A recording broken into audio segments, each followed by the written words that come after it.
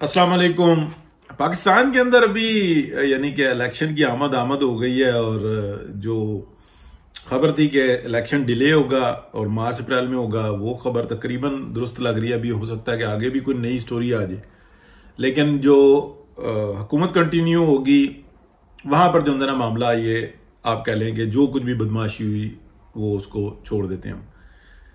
अच्छा, मैं एक जो मौजूदा फंस गया ना मामला उसके ऊपर मैं बात करना चाह रहा हूं और बड़ा इंपॉर्टेंट है। बात समझने की है। सिर्फ पुराने जमाने का दौर था, एक गांव के अंदर एक बड़ा जोरावर शख्स था।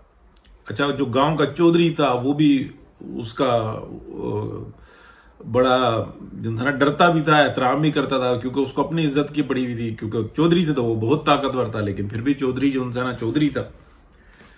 वहां का जो मलक था वो भी जो ना उस ताकतवर का एहतराम करता था, जानता था वो 2 नंबर आदमी है। वो गांव में जमीनें हर चीज जो सी है ना, कारोबार, डंडे मारी, ये सब कुछ करता है। अच्छा, प्लस उसके और भी बिजनेस थे, उनसे वो ज्यादा घबराते थे, परेशान होते थे। उसको बातों बातों में समझाते थे कि ना किया कर यार, देख तू हमारी बदनामी होती है, ये होता है वो होता है, तुझे अल्लाह ने सब कुछ दिया है लेकिन तू क्यों नहीं एहतराम करता। अच्छा, वो जो ताकतवर शख्स था ना, वो मसला ये था कि उसकी जमीनें भी थी, उसका कारोबार भी था, उसका मतलब जो डंगर शंगर थे वो भी किराए पे देता था। और जो गांव के जो सड़कें बनाने हैं, कोई बाल सफाई का काम है, सारे ठेके शेके वो लेता था। पार्ट टाइम जो था ना वो डकैतियां भी मारता था, चोरियां भी करता था। तो एक दिन क्या होता है कि वो जो है ना, कुछ बेवा होती है उसकी, 1-2 बच्चियां होती हैं, बच्चियों के जो है ना उस जहेज तैयार होते हैं। जो उसका सिर का साईं होता है वो बेचारा मर जाता है, लेकिन वो पीछे छोड़ के बहुत कुछ जाता है। तो ये जो होता है जोरावर शख्स, ये उसकी घर पे जो है ना हाथ साफ कर देता है। रात को घर में उतरते हैं, औरत को उसकी बच्चियों को बांध बूंद देते हैं, सारा सामान जो है ना उठा के ले जाते हैं। अब जनाब घर में फाके आ जाते हैं।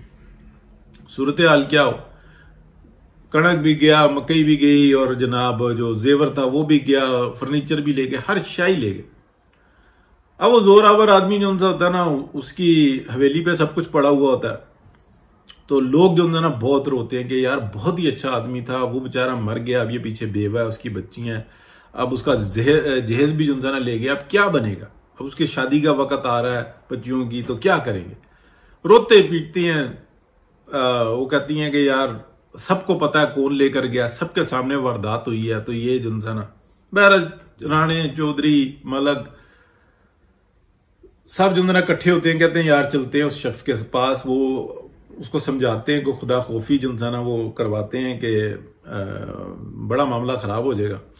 उसको बिठा के कहते हैं देख अल्लाह का अजाब आएगा, और यहाँ पे जो है ना लोगों ने दूसरे गांव में जो है ना वो रिश्ता हुआ बच्चियों का, फिर उन्होंने जो है ना मामला खराब हो जाने हैं। फिर हमारे गांव की तरफ किसी ने देखना नहीं है, यहाँ से कारोबार भी लोगों ने नहीं करना, यहाँ से सब्जियां भी नहीं खरीदनी, यहाँ पे टिंडे शिंडे सब गल फट जाएंगे। तो तू जो है ना कुछ एहसास कर, खुदा खौफी कर, मरना है, ये 4 दिन की जिंदगी है, कोई नहीं बचता। बहरहाल उसको जो है ना एहसास हो जाता है।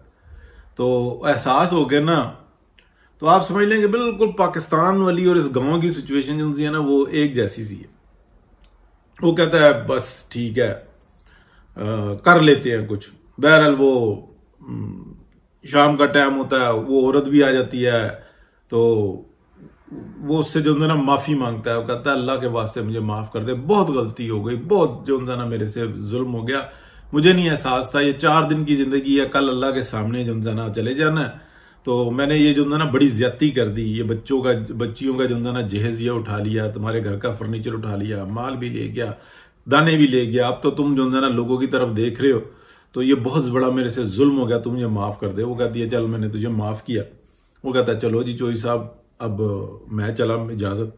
वो कहता है भाई औरत कह दिया मेरे बच्चियों का माल और वो सब कुछ। वो कहता है नहीं वो नहीं मैं दूंगा, वो मेरा कारोबार है, लेकिन मुझे तुमने बताया कि अल्लाह के यहां जवाब देना का और फिर मैं फंस जाऊंगा, अब तो तूने मुझे माफ किया, मैं तो माफी मांगने आया था, मैं माल वापस नहीं करूंगा। ना ना ना ना ना, ये सोचो भी नहीं। तो पाकिस्तान के अंदर ना यही हुआ।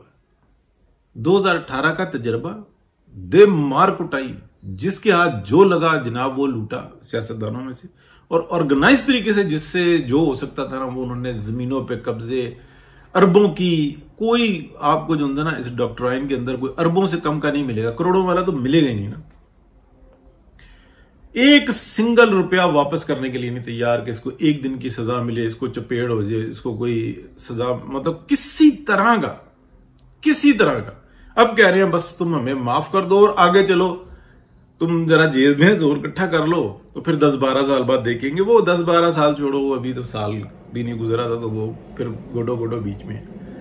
एग्जैक्टली जो ना ये हंसने की भी बात है, रोने की भी बात है कि शर्मो हया ही कोई नहीं, शर्मो हया ही कोई नहीं है। फिर आप देखें जो मुखलिस लोग हैं वो इस उम्मीद के ऊपर कि शायद इनके अंदर से गैरत जाग गई हो, कोई मसला जो ना किसी और तरफ चला गया हो। अनीक नाजी साहब लगे रहते हैं, ओ मैं क्या कहूं, मतलब मैं नहीं ये कहता कि ठीक है, लेकिन वो कौन सा अमल है जिसके ऊपर बंदा ये कहे कि यार हाँ ये बेहतरी नजर आ रही।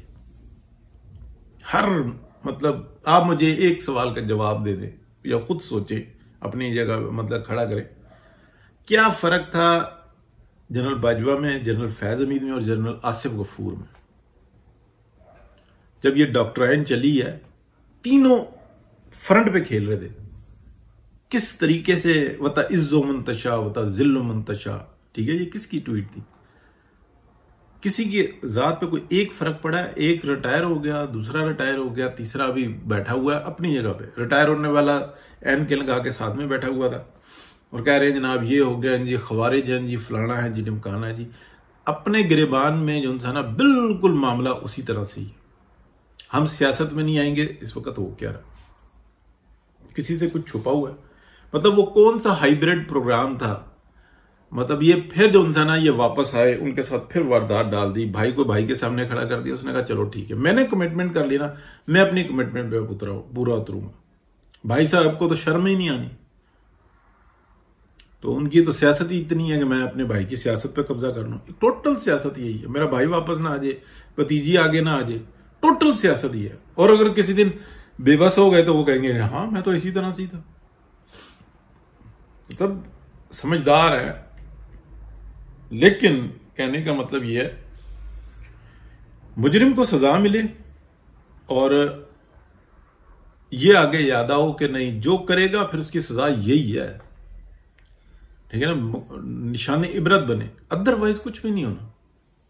मतलब दूसरे जो उनसे इस वक्त में मौजूद हैं वो ठीक खुशहाली आने के ना, नजर आने के साथ ही, जैसे 2013 में हुकूमत आई मियां नवाज शरीफ की, 14 में धरने करवा दिए। उनको पता था ये काम करने वाले लोग हैं, ये काम करेंगे, स्टेज लगेगा। 2017 में निकाल दिया, कब्जा ही कब्जा। गद्दार हैं जी, लूट के खा गए। और भाई जिसने इस आग लगे हुए पाकिस्तान को बचाया उसको कह रहे हैं गद्दार, और जिसने इस पाकिस्तान को आग लगा दिया उसको कह रहे हैं मौलाना तारिक जमील साहब। उसको ऊपर से नीचे से, आगे से पीछे से, इधर से उधर से, वहां से यहां से जनाब उसकी मदद फरमा। नाउजुबिल्ला, इसको उजड़ा हुआ पाकिस्तान मिला, उजड़ा हुआ है, पता नहीं अंजुमन मिली क्या मिला। तो शर्म नहीं आती। अच्छा वो भी यही वता इज्जो मंतशा वता जिल्लो मंतशा, किसी को कोई शर्म है? कहने का मतलब यह है कि भाई सबसे पहले बेवा का माल करो। जितने हमने कब्जे किए ना ये हम सरेंडर करते हैं, हम माफी मांगते हैं। हमने ये प्रोग्राम किया था, हम बिल्कुल अपने आप को पार्लियामेंट के रहमो करम पर छोड़ते हैं। अल्लाह के रहमो करम पर छोड़ा जाता है, लेकिन इंसान के कि पार्लियामेंट आए जिस तरीके से भी आए और जो हमें सजा दे, हमें फांसियों पे लटका दे, हमें कबूल है। फिर तो बेहतरी है, कोई नहीं फांसियों पे लटकाएगा ये मैं, और लटकाने भी चाहिए, बहुत सारे जो लटकाने भी चाहिए, लेकिन कोई सियासतदान रास्ता निकाल लेते। इस मुल्क को जो दिया सियासतदानों ने दिया और उन्हीं को जलील करते हैं ये लोग। बताएं ना, मार्शल्लाह के दौर थे, कितनी तरक्कियां हुई हैं, कितनी मेगावाट बिजली बनी है, कितने डैम बने हैं, कितने एयरपोर्ट्स बने हैं, कितने रेलवे स्टेशन बने हैं, कितनी सड़कें बनी हैं। मां सिवाय पाकिस्तान पे कर्जे चढ़ाने के, डीएचए बनाने के, अस्करी बनाने के और अपने आप को अय्याशियों में तोल देने के लिए, इस पूरे जो पाकिस्तान है ना उसके जिस्म के अंदर कैंसर की तरह घुसे हुए। ये जमीन हमारी, वो जमीन हमारी, मारगल्ला हमारा, फलाना हमारा, ब्रिटिश के टाइम से। ये पाकिस्तान जिस तरीके से आगे चल रहा है ना, जो सी पैक और दीगर चीजें खड़ी हुई हैं, ये ज्यादा मसला ज्यादा होगा नहीं, अगले के पास भी प्लान बी है, ये बात ज़हन में रखें। उसके अंदर पाकिस्तान की अवाम का जनाजा निकल जाएगा, लेकिन अगलों का भी जनाजा निकल जाएगा। बात सख्त हो गई है जी। मेरा कौन सा कोई व्लॉग सुनता है यार। व्लॉग को ना वो अपना यूट्यूब को सब्सक्राइब किया करो और एक काम कर दिया करो, शेयर का बटन दबाओ और नीचे क्रिएट और समथिंग होता है, एक होता है ना कॉपी लिंक, एक कॉपी लिंक होता है, उसके नीचे होता है क्रिएट, उसको प्रेस करके आपके सामने एक वो आएगा, तो नीचे ऊपर पाकिस्तान जिंदाबाद लिख के और उसको शेयर कर दो। ये सबसे बड़ी सपोर्ट होती है चैनल को। ठीक है, बहुत शुक्रिया जी, अल्लाह हाफिज।